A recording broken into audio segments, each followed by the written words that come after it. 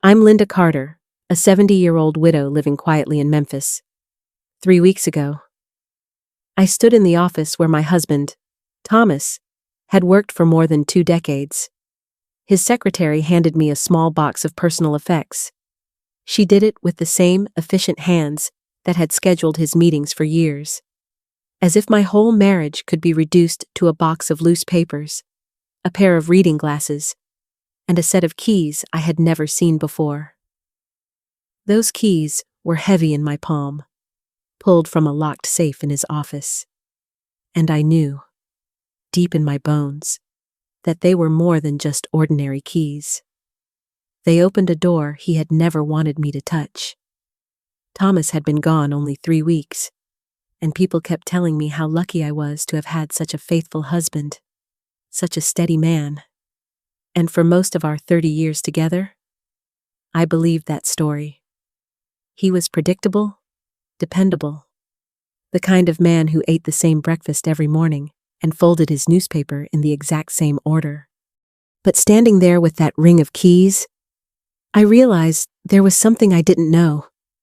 For years, Thomas had gone on his so-called fishing trips, always to a place he called Cedar Ridge.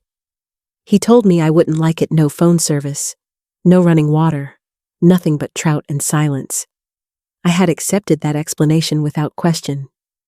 Now, staring at those keys, I wondered what if Cedar Ridge wasn't about fishing at all? What if my husband had left behind more than just a secret?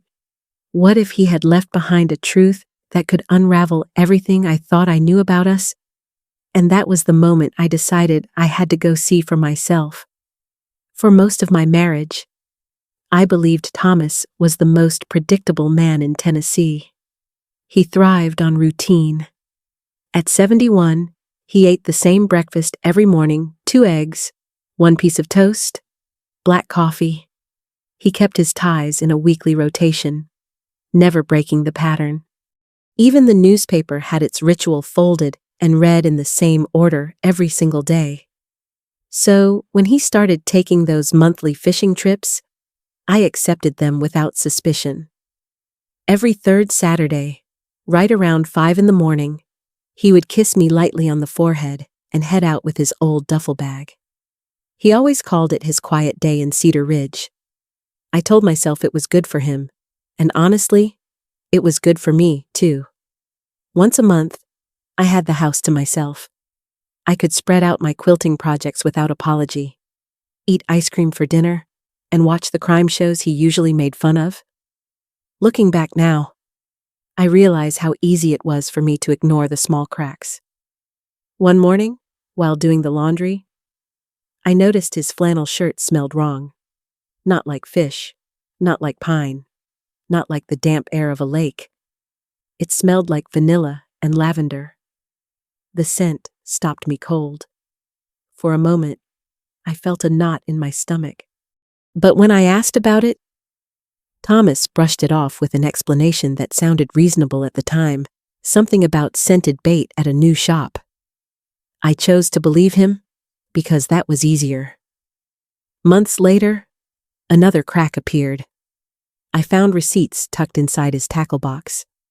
Not from a bait shop, but from a little market in Cedar Ridge. Fresh flowers, imported cheese, bottles of wine, things no man needed for a quiet day of fishing. I confronted him in my own way, and he had another calm explanation. I accepted it. But deep down, I began to feel the ground shift under my marriage. Those cracks stayed with me. And when I finally held those mysterious keys in my hand, they were the missing pieces that pushed me toward the truth. In the weeks after Thomas's funeral, the image of those receipts kept circling in my mind. Fresh flowers, every single month, for 8 long years. It gnawed at me. I told myself maybe he brought them to my mother's grave, but the doubt refused to settle. One morning, I finally called the cemetery office. I wanted to confirm what I already hoped was true, that he had been thoughtful, that the flowers were for her. The woman on the phone spoke kindly, even called him a devoted man. She said he had visited faithfully, always bringing flowers. My chest loosened for a second, but then she added something that froze me in place. She mentioned how Thomas often lingered at another grave. A young woman named Grace Mitchell, buried right next to my mother. I hung up the phone with my hands trembling. Grace. The name meant nothing to me, but the way the woman said it, as if I should know, pressed hard on my heart. Why would my husband spend years visiting the grave of a woman I had never heard of? That was the moment the suspicion shifted into something heavier. If it had been another woman in his life, I had to know. If it had been family, I needed to understand. I realized I could not rest until I saw with my own eyes what Cedar Ridge held. So I packed a small bag, slipped those keys into my purse, and got into the car. I remember glancing at the clock as I pulled onto the highway. It was exactly 2:17 in the afternoon. I told myself the drive would bring clarity, but deep down, I already knew it would bring an ending. 2. The road to Cedar Ridge wound higher into the mountains, thick with pines that blocked out the late autumn light. I tried to picture Thomas sitting beside me, smiling the way he used to when he described his so-called fishing retreats. For a brief moment, I wanted to believe I had been wrong, that I would arrive and find nothing more than an old cabin with dusty rods and rusty hooks. But when the GPS announced the turn, and I saw the cabin nestled in a clearing, I knew better. The place didn't look abandoned or rough. It looked lived in. Fresh flowers lined the window boxes, even though it was November. 2 rocking chairs sat neatly on the porch, a small table between them. It was not a fisherman's shack, it was a home. I sat in my car for 10 long minutes, the keys pressing into my palm. My instinct told me to turn back, to pretend I had never found them. But I knew I had already crossed a line I could not uncross. When I finally opened the door, what I saw stopped me cold. Inside, the space was warm and feminine, painted in soft blues and yellows. The shelves were lined with photographs. In one frame, a young woman with dark hair held a child on her lap. The inscription read, Grace and Ava Mitchell, 2014. My breath caught. Grace, the name from the cemetery, and Ava, a child I had never heard of. Then came the journal on the coffee table, filled with Thomas's handwriting. Page after page told a story I had never been part of. Grace was his daughter from long before me, given up for adoption when he was young. She had found him 8 years ago. And Ava, her daughter, his granddaughter, had been coming here every month since Grace's death 3 years earlier. It hit me all at once. Thomas had not been hiding an affair. He had been hiding a family. On the nightstand beside the bed, I found an envelope with my name written in his careful script. My hands shook as I opened it, already bracing for whatever truth he had never spoken aloud. In the letter, Thomas confessed what I had already pieced together. Grace was his daughter, a part of his life he had buried long before he met me. He had always believed he was protecting me by keeping her a secret, afraid that the revelation would feel like betrayal. He admitted he was a coward for not telling me, but he had been terrified of losing me. And when Grace passed away, leaving Ava behind, he chose to keep it hidden because he feared I would not forgive him, or worse, that I would see Ava as a mistake instead of a child who deserved love. I sat in that cabin holding his words, torn between anger and grief.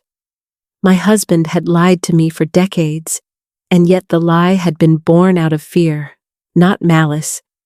He had built a secret life, not to replace me, but to shoulder a responsibility he could not bring himself to share. I stared at the last line, his plea that I take care of Ava if anything ever happened to him. And that was when I realized my journey in Cedar Ridge was only beginning. The next afternoon, I returned to the cabin, still clutching that letter. I hadn't decided what to do, only that I needed to see the truth with my own eyes. Around 4 o'clock, a dusty blue sedan pulled into the gravel drive. An older woman stepped out, moving carefully as if every joint reminded her of its age. A little girl tumbled from the passenger seat, her hair in messy braids, her laughter too bright for such a quiet place. That was the moment I saw Ava for the first time. 9 years old, full of light, running straight toward the porch as if she belonged here, which she did. She carried a backpack with patches sewn on by hand, and I later learned every stitch came from Ruth, her grandmother on Grace's side. Ruth looked at me with cautious eyes. She didn't ask who I was. She didn't need to. She seemed to know immediately, as if Thomas had prepared her for the possibility of me showing up one day. There was no hostility in her face, only fatigue and a guarded kind of grace. Ava skipped into the cabin and began talking to the framed photographs as if they were her companions. She pointed at one of Thomas's pictures and said she missed his stories. My chest ached, hearing his absence through her small voice. In that moment, I realized Thomas had created a world where Ava could feel loved, even after losing her mother. And now, with him gone, I had to decide whether I would step into that world or walk away. When Ruth and Ava left that evening, the silence of the cabin wrapped around me. I sat at the kitchen table, staring at the stack of bills Thomas had neatly filed in a drawer. The rent on the cabin was $800 a month, paid like clockwork for years. Every receipt was signed in his careful handwriting. He had kept it completely separate from our household finances. I studied those numbers with the eyes of someone who had balanced a family budget for decades. It wasn't reckless spending. It was intentional, deliberate, and done to protect this place for Ava. That realization pierced me. Thomas had never asked me to share the burden, and yet now the responsibility had fallen squarely in my lap. For a moment, I considered letting the lease go. I was nearly 70, living on a fixed income, and every dollar mattered. But then I pictured Ava, running up those porch steps, believing this was still her safe place. Could I take that away from her? The answer came easily once I thought of her smile. I knew I would take on the payments myself. It wasn't just about honoring Thomas's wishes anymore.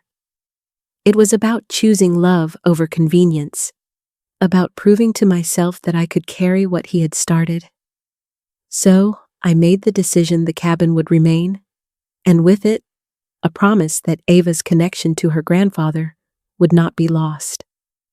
The weekends slowly took on a rhythm of their own.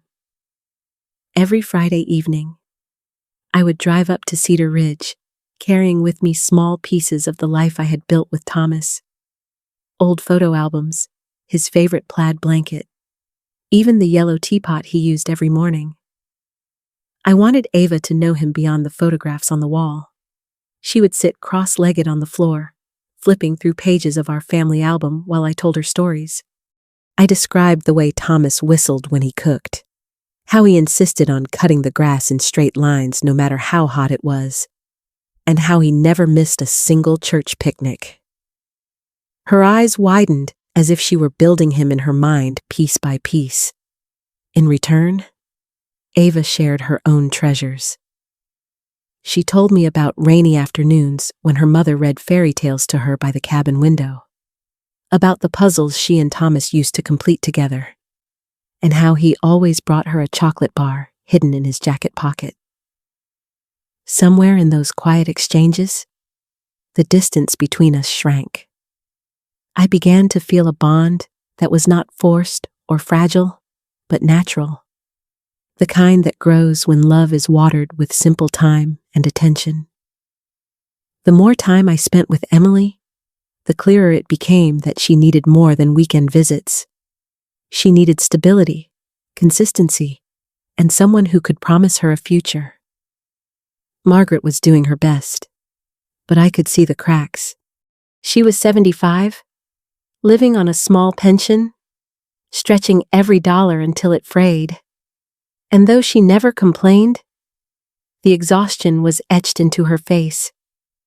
One evening, after Emily had gone to bed, I sat at my kitchen table with my checkbook open. I laid out the numbers in front of me, just as I had done countless times throughout my life. My retirement income, the insurance payout from Michael, the savings I had guarded for decades. Could I take this on? Could I afford not just the cabin, but the larger responsibility of raising a child? The math was sobering. It wouldn't ruin me, but it would mean sacrifices, smaller trips, fewer luxuries, a life built around someone else's needs. And then there was the emotional cost. At my age, did I have the strength to parent again? Did I have the patience for homework, teenage years? The long road ahead, I wrestled with the fear that I might fail her, that I might not live long enough to see her grown, that I might leave her with another loss she didn't deserve. But then I thought about what walking away would mean. Emily, shuffled between caregivers, never truly knowing if anyone was committed to her. She had already lost her mother and her grandfather. To abandon her now would only deepen wounds that might never heal. It became clear to me this wasn't about whether I could live the life I had planned. It was about whether I was willing to live the life that love was now demanding of me. That night, I closed my checkbook and whispered the answer to myself. I would step forward, not because it was easy, not because it was certain, but because she was worth it. Just as I had resolved to step forward, life threw me into a storm I hadn't anticipated. One morning, Margaret collapsed in her kitchen. It was a mild heart attack, the doctor said, but the warning was clear. Her body could no longer carry the full weight of raising a child. Suddenly, the question of Emily's future wasn't theoretical anymore. It was urgent. Margaret asked me, with trembling hands, if I would take over until she recovered.